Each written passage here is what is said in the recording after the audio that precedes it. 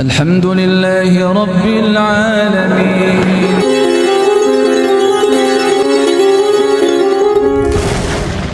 Bahwa kealiman itu, kefakihan itu, penguasaan terhadap hukum-hukum syariat itu lebih utama daripada eksistensi sebuah nasab gitu. Artinya apa? Nasab itu ya penting gak penting, Pak. Kalau cari istri, cari menantu itu li jamaliha, li maliha, li nasabiha itu betul, iya. Tetapi patokan yang keempat inilah yang harus diutamakan, yakni tentang agamanya.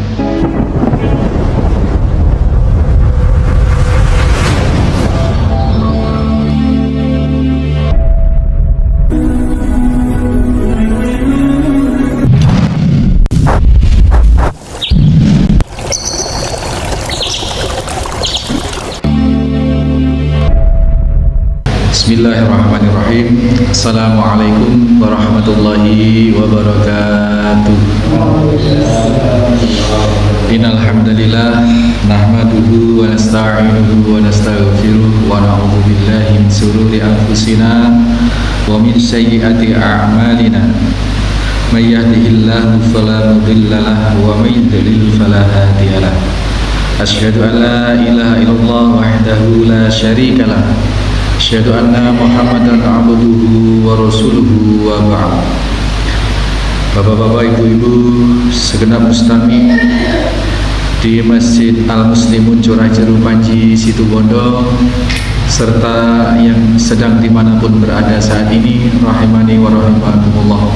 Faedah yang berikutnya adalah adanya ibrah atau teladan atau pangilon kita, contoh dari Nabi Yusuf alaihi salatu wassalam.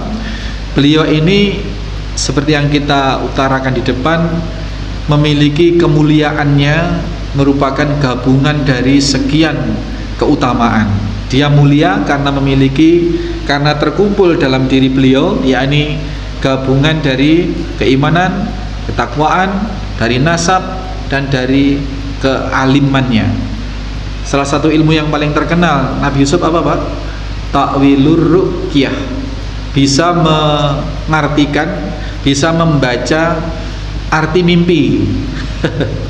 Ini kemudian jangan lantas dikonversi ke buku tafsir 1000 mimpi. Dulu itu ada buku kecil itu, Pak, saya masih SD apa itu, belum SD apa sudah SD itu, tafsir 1000 mimpi. Beruang itu angkanya 50, saya masih agak ingat itu.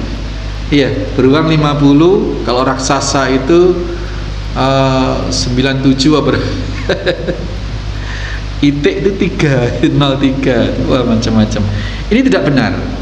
Jadi, dan takwil mimpi ini, Bapak sekalian, ini masuk dalam ranah bagian dari ilmu karomah yang tidak bisa dipelajari sebenarnya, dan tidak bisa dipelajari gitu. Ini merupakan satu anugerah dari Allah Subhanahu wa taala. Orang-orang sekelas ulama besar ini menghindarkan diri dari mentakwil mimpi. Bagi ajaran kita yang paling jelas adalah kalau kita mendapatkan mimpi buruk yang menakutkan, yang menggelisahkan, yang buruk itu dari setan, maka diajari oleh Nabi bangun, kemudian berta'awud dan meludah 3 kali ke kiri, geser kepalanya, tadinya bantalan di tengah misalkan, terus a'udzubillahi minasyaitonirrajim atau a'udzu bikalimatillahi tammati min syarri ma khalaq, kemudian meludah 3 kali ke kiri. Yang ludahnya jangan besar-besar, Pak, nanti teman tidurnya kelomoh ya. Yang ludah seperlunya, 3 kali begitu, geser kepalanya. Itu kalau mimpi buruk dari setan. Kalau mimpi baik itu dari Allah. Kalau mimpi baik itu syariatnya kita berhamdalah, memuji Allah, dan tidak usah diceritakan kepada orang-orang yang tidak menyukai kita gitu. Atau lebih amannya tidak usah diceritakan mimpi indah itu. Mimpi dapat rezeki, misalkan mimpi jalan-jalan ke taman, ke surga, ke macam-macam, tidak usah diceritakan ke orang. Nanti akan timbul semacam hasad. Bisa jadi akan timbul hasad, terutama orang-orang yang sudah nyata-nyata tidak suka pada kita. Itu tidak perlu diceritakan. Amannya seperti itu.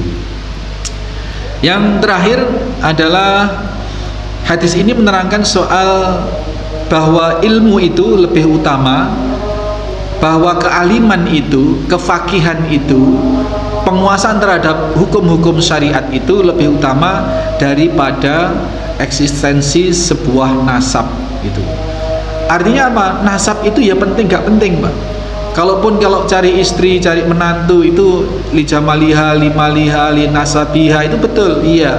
Tetapi patokan yang keempat inilah yang harus diutamakan, yakni tentang agamanya, tentang kealimannya, tentang kefakihannya, tentang akhlaknya, tentang spiritualnya. Ini yang paling utama untuk dipelajari, untuk dimiliki, dikuasai. Karena inilah yang akan membawa kepada ketakwaan, yang akan meninggikan derajat atau kemuliaan seseorang hamba. Ini Bapak Ibu sekalian, maka ketika Nabi Sulaiman alaihi salatu wassalam ditawari milih apa? Milih pangkat, milih harta, atau milih ilmu, atau milih wanita begitu. Nabiullah Sulaiman tegas memilih ilmu, Pak. Tapi ketika ilmu telah dikuasai, semuanya bisa diraih. Harta ya bisa diraih, jadi orang manusia paling kaya di muka bumi. Sampai hari ini tidak ada yang menandingi kekayaannya. Kemudian istri juga diceritakan, dikisahkan itu Nabiullah Sulaiman itu memiliki istri paling banyak. Kemudian juga harta, juga ilmu itu paling luar biasa beliau. Di sini Bapak Ibu sekalian, maka anak-anak kita, daripada kita celengi harta, beli sawah buat nyangoni nanti kalau sudah berumah tangga, mending harta yang ada ini disangokne buat nyekolahkan anak, mondokkan anak untuk menggapai keilmuan yang syar'i, yang dari ilmu itu nanti akan meraih semuanya. Jadi tidak usah pusing mikir aku golek wis mati gak iso ninggali sawah, gak bisa ninggali mobil, gak bisa ninggali rumah, tanah dan seterusnya.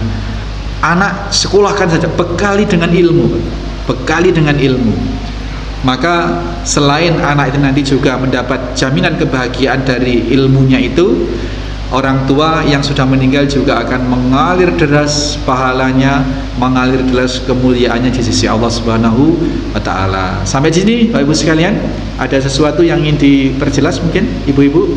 Nggak ada yang nulis-nulis apa? Saya enggak. Nggih. Ini bukan pertanyaan. Nggih. Itu hasanah literasi yang lebih. Nggih. Tadi disebutkan hubungan nasab itu akan lepas ketika anak itu kemudian berpindah agama. Pada praktek dalam hal ini hubungan antara anak sebagai ahli waris daripada pewaris, maka ternyata pada prakteknya ini kontradiksi. Artinya tidak ada namanya pemutusan tentang hak waris dia dari ahli warisnya, dari pewarisnya. Baik itu di praktik dalam peradilan agama maupun praktik di dalam peradilan umum. Jadi saya hanya butuh literasinya saja. Nah, sedangkan tadi disebutkan anak yang sudah kemudian itu nasabnya lepas, tidak punya hak waris terhadap orang tuanya ketika dia sudah pindah agama. Tetapi pada praktiknya ketika kemudian hukum waris diterapkan, baik itu penetapan peradilan agama maupun peradilan umum, itu tetap mengacu kepada karena dia sebagai anak keturunan tidak bisa lepas dari hak-hak waris yang harus dia dapat. Terima kasih. Nggih, surat At-Taubah 60 dalam hukum faraid, hukum waris itu jelas menegaskan bahwasanya harta waris atau harta pusaka itu adalah harta yang ditinggal mati oleh seseorang yang punya harta. Dan harta yang ditinggal mati oleh pemiliknya, ini kepemilikannya langsung pindah kepada Allah, milik Allah Subhanahu wa taala. Pembagiannya wajib mengikuti pembagian Allah Subhanahu wa taala, sudah tertera di situ dalam satu ayat panjang itu, tertera sekali, detail sekali, sehingga tidak butuh penafsiran sebenarnya dalam membagi harta waris itu. Kalau mengadopsi satu ayat itu sebenarnya itu, Pak. Jadi kalau kemudian dikonversi ke kompilasi hukum Islam, ke hukum positif apalagi, ini sudah beda lagi. Jadi untuk orang yang sudah meninggal ini sudah tidak bisa diganggu gugat untuk pembagiannya. Yang mungkin diatur oleh hukum positif maupun hukum kompilasi hukum Islam tadi, Pak, ketika orang tuanya masih hidup, Ini berlaku nasab sosial namanya. Tapi secara syara itu sudah bukan ahli waris. Jadi yang diatur oleh kompilasi hukum Islam maupun hukum positif itu bisa jadi Pak, itu mengacu pada waris nasab sosial, bahwa dia masih punya akte dan ini anak dan ini orang tuanya. Ini secara pembagian hibah dan seterusnya ini masih boleh pembagian hibah. Tetapi kalau hibah itu berupa wasiat, itu nanti ditunaikan kepada anak yang sudah berpindah agama, itu boleh ditunaikan maksimal 1/3. Itu ada aturannya, aturan syaratnya. Saya tidak begitu paham dari At-Taubah 60 itu dikompilasi seperti apa ke dalam hukum positif peradilan agama maupun peradilan umum seperti apa, saya tidak paham. Tapi yang pasti mengacu pada ayat pembagian tentang faraid itu sudah sangat jelas sebenarnya. Memang kalau orang yang masih hidup ini bebas Pak, namanya bukan harta pusaka, ini tidak masuk dalam ketentuan At-Taubah ini. Misalkan masih hidup nih Pak Didi, ya seseorang lah misalkan, karena ada anak yang murtad misalkan, ada anak murtad 1, punya anak perempuan 2, kemudian anak laki-laki 2, anaknya 5, yang murtad 1, yang laki 2, yang perempuan 2, yang masih jadi anaknya. Ini ada yang hakikatnya sebagai ahli waris ini 4. Tetapi karena ini masih hidup posisinya, maka belum berlaku harta itu sebagai harta waris. Maka orang tua bebas, atau hukum positif, hukum kompilasi agama masih boleh untuk menganjurkan membagi itu sesuai dengan ketentuan orang yang masih hidup. Suka-suka orang yang punya harta mau ngasih anaknya yang perempuan sama dengan laki, atau yang murtad itu malah dikasih lebih banyak, suka-suka yang masih hidup, karena itu sifatnya hibah, boleh ngasih, itu boleh. Yang disebut harta waris adalah harta yang masih dikuasai oleh pemiliknya dan pemiliknya itu meninggal. Ini yang kemudian jelas sekali pembagiannya. Mungkin itu Pak Didi ya, mungkin di situ celahnya dari yang jenengan sampaikan itu, mungkin itu ketentuan bagi ahli waris atau orang tua yang masih hidup itu. Saya pikir insya Allah saya belum pernah buka-buka memang literasi tentang kompilasi hukum Islam yang berlaku di negara Republik Indonesia ini seperti apa. Saya hanya melihat acuannya dari Al-Quran. Insya Allah tidak menyelisih kok, insya Allah. Sehingga kalau ada indikasi tidak sama dengan di dalam Al-Quran, boleh jadi yang dimaksud tadi adalah anak yang masih atau orang tua yang masih hidup dalam rangka memberikan bagian-bagiannya. Begitu Pak Didi mungkin. Saya belum juga menemukan kasus real yang orang tua mati, kemudian anaknya ada yang murtad, kemudian bagaimana pembagiannya. Kalau secara syarak sudah tidak berhak gitu, tidak berhak. Tapi masih hidup, kemudian orang tua berwasiat, boleh. Tapi wasiat kepada sesuatu yang tidak disyariatkan, melanggar syariat, itu boleh maksimal separuh. Misal sekarang punya anak angkat. Anak angkat itu bukan ahli waris, Pak. Tidak senasab gitu. Orang tuanya ini wasiat betul, nanti kalau saya mati hartanya dibagi rata ke seluruh anak termasuk anak angkat, misalkan gitu. Nah ini tidak, setelah orang ini mati Pak, maka haknya untuk anak angkat ini tidak boleh diberikan sama dengan yang lain, tetap diberikan tapi maksimal Pak, sepertiga itu maksimal sudah, itu tidak boleh, karena memang wasiat itu, apabila wasiat itu menyelisihi ketentuan Allah, maka boleh ditunaikan maksimal separuh. Tetapi kalau wasiat itu melanggar larangan Allah, itu wajib di pending atau wajib tidak ditunaikan. Misalkan nih berwasiat nanti kalau meninggal harta saya sebagian dibuat buka usaha rumah bordir misalnya ini wajib tidak ditunaikan gitu, karena mengarah kepada kemaksiatan. Nah, wasiat yang kemudian menyalahi seperti ahli waris tadi, semua anak dikasih rata warisannya, itu tidak boleh ditunaikan penuh, maksimal sepertiga bagian. Demikian, Mas Bus. Terkait yang beda akidah itu hanya diberlakukan bagi muslim ke non muslim atau dari muslim ke muslim terkait dengan Muslim ke muslim gimana maksudnya? Dari orang Islam. Oh iya. Maksudnya begitu lah. Memutuskan nasab itu apakah hanya Iya. Muslim saja. Iya, jadi sama. Dari keluarga non-muslim kemudian ada anak yang masuk Islam. Ini secara nasab sudah terputus dengan orang tuanya gitu. Juga terhadap keluarga Islam yang anaknya kemudian murtad, itu terputus.